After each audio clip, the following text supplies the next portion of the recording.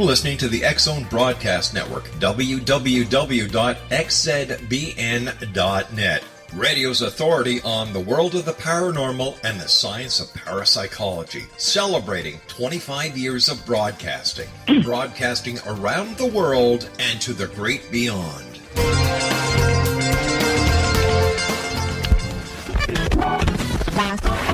All Hit Radio.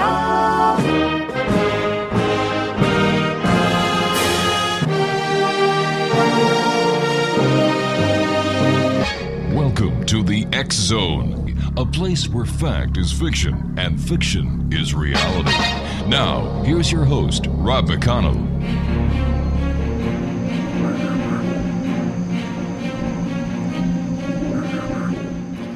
Welcome back, everyone. This is the X-Zone. I am Rob McConnell. We're coming to you live and around the world from our broadcast center in Hamilton, Ontario, Canada.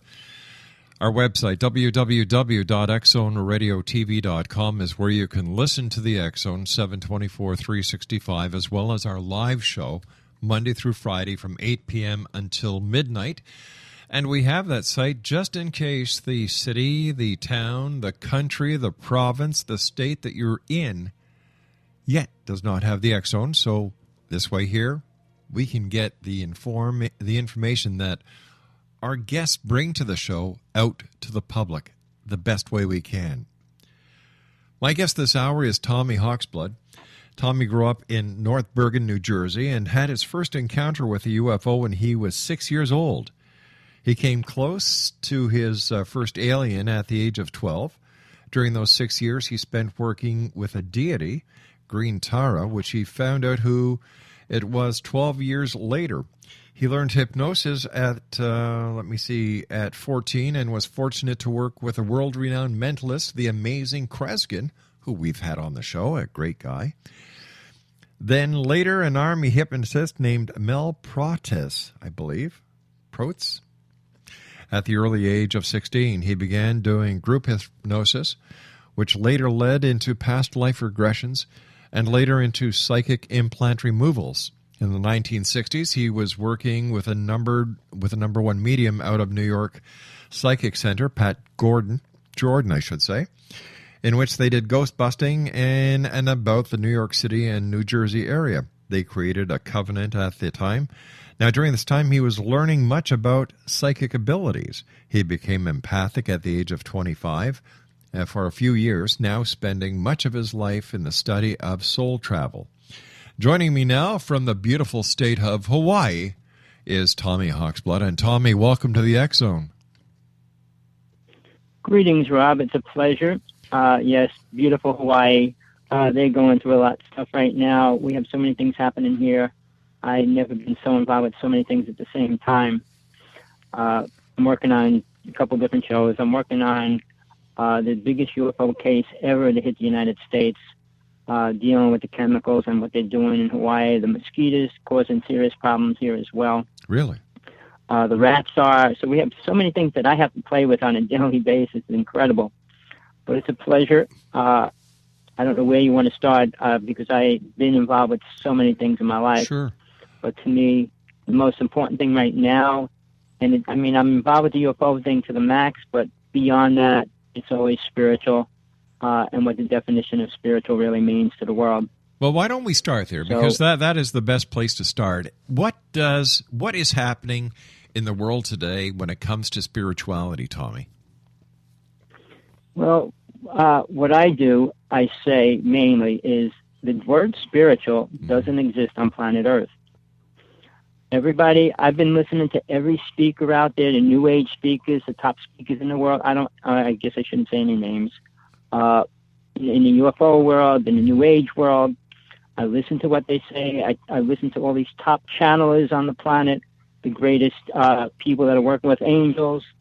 And I listen to the words that they give us after they work with these great angels, these great alien beings, and in other words, whatever they're saying they're working with, what they channel, and things like that.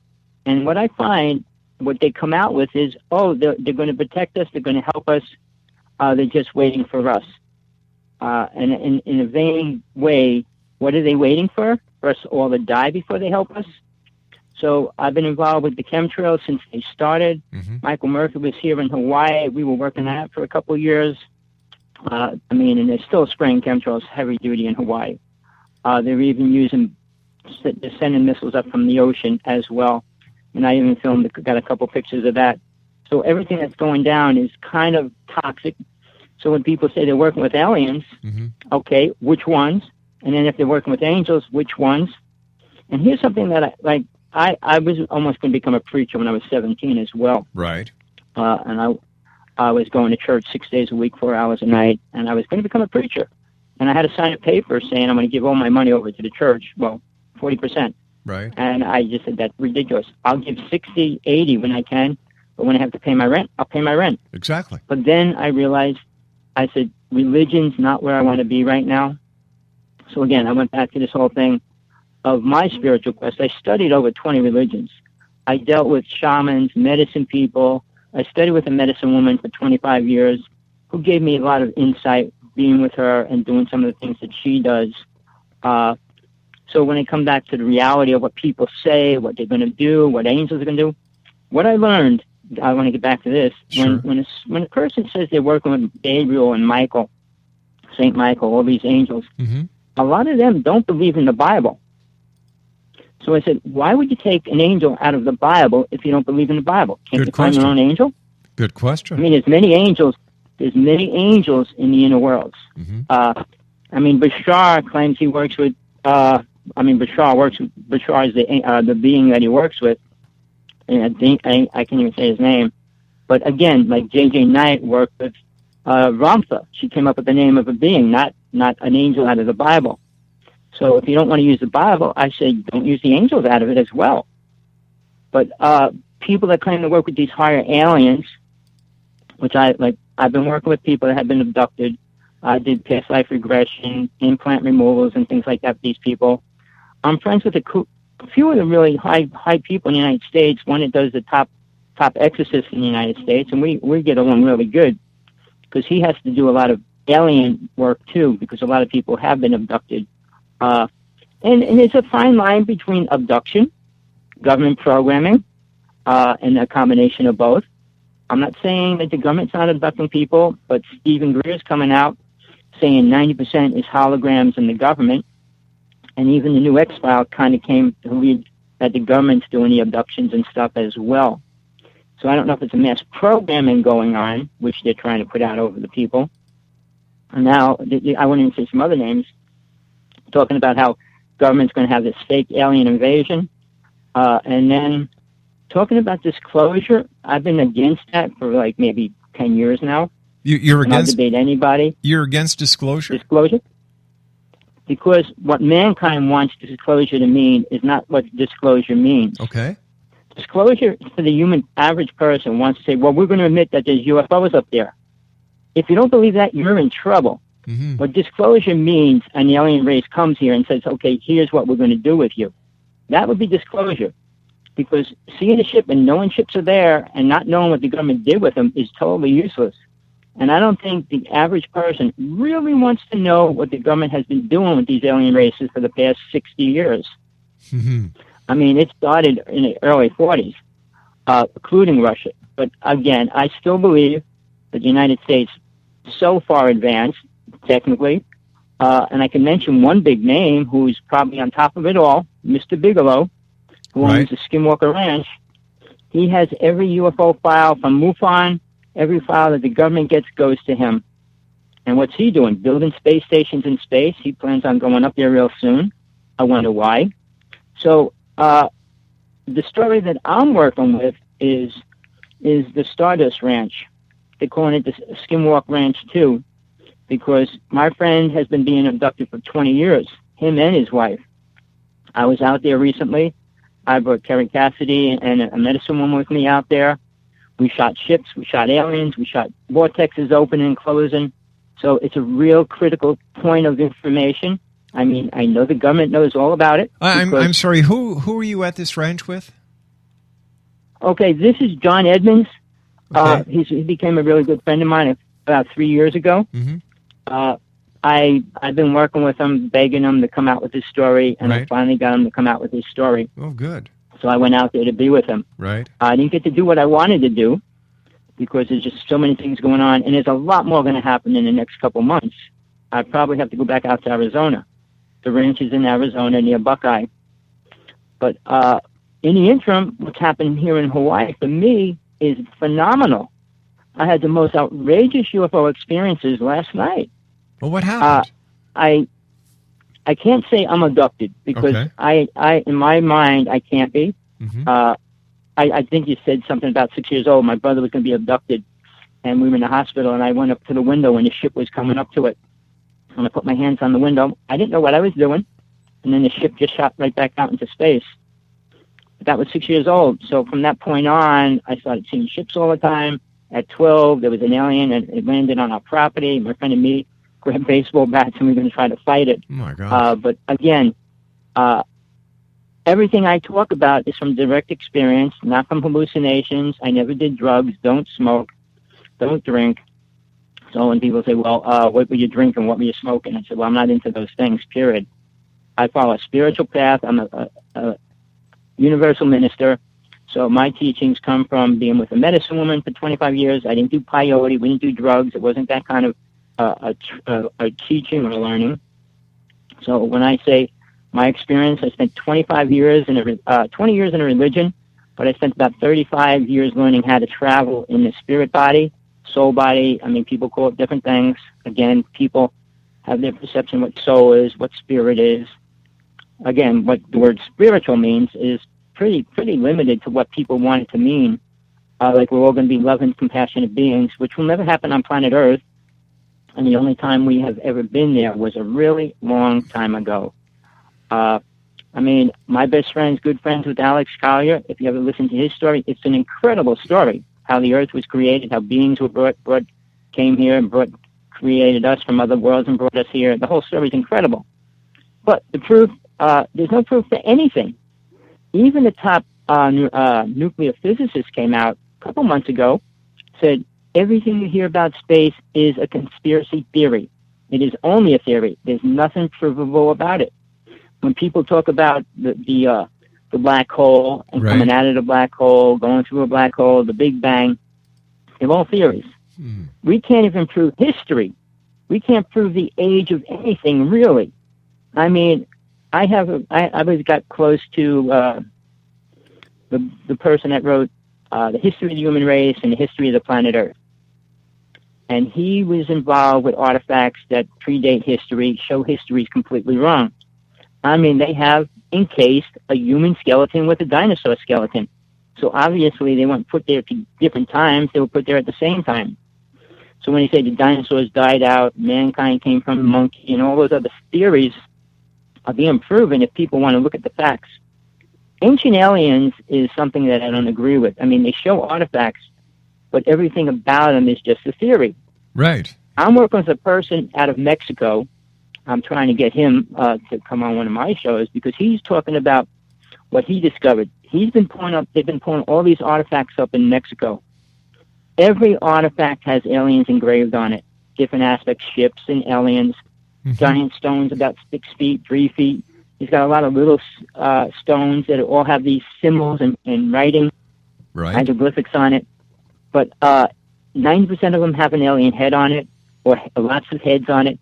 He's got a pipe made out of an alien head that's ancient. So for this many things to be carved with aliens on it, I guess there had to be a lot more aliens playing with people at the time. I mean, like today, you look at our writings, you look at our artwork, it's based on what we perceive, what we see in the daily life. And you're starting to see a couple pictures of aliens here and there. But if every carving and every stone that you pull up in Mexico has these alien engravings on it, it must mean a lot. And I was also dealing with a person who's been filming all these ships coming in and out of the volcano out there all the time. He has 40,000 of them. So it's not like they saw one ship come out of the volcano once. I have a friend here in Hawaii that filmed the ships coming out of the volcano as well. So there's something to that. Here in Hawaii, we got the green orbs, which just about, I'd say if you go to the beach, 1 out of 10 people will come out and say they saw a green orb going into the ocean. There is an underground city. I was dealing with some FBI person. I wouldn't say FBI, but government person who was dealing with that.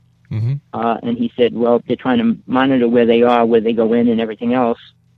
But I know a lot more, which I can't talk about right now because it has to do with a medicine person, and it's all her secret information, which I won't bring out at this moment.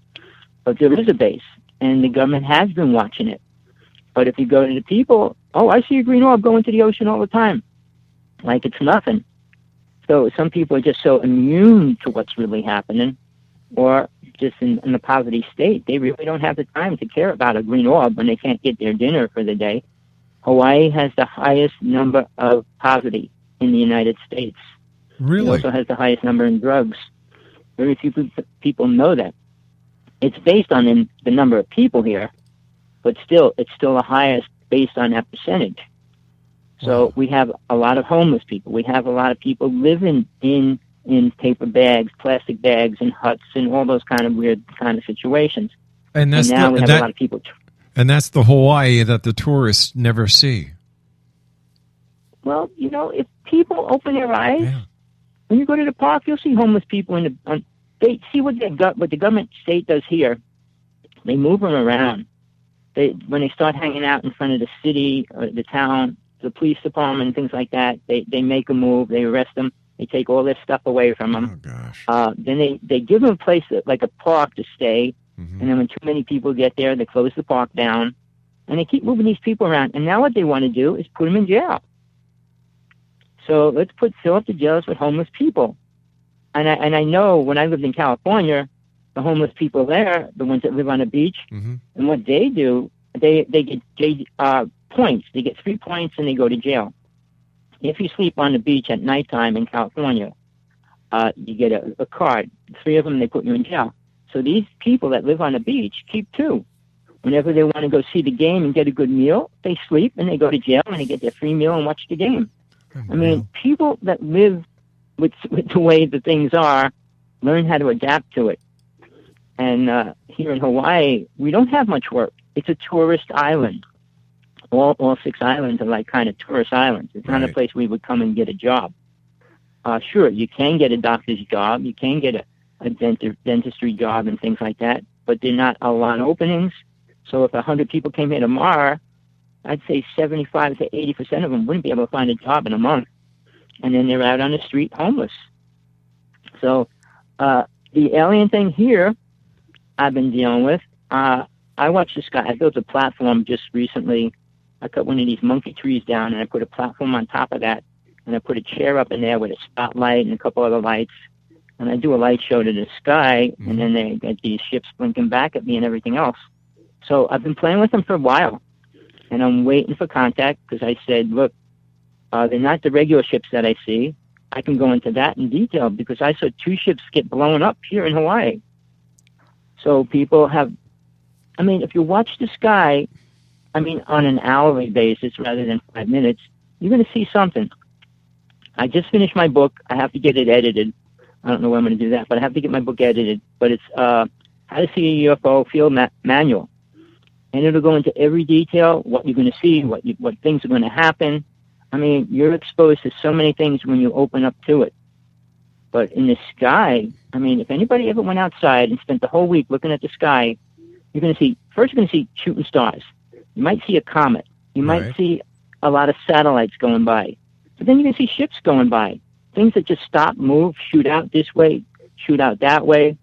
Things that crisscross. And then you're going to see giant balls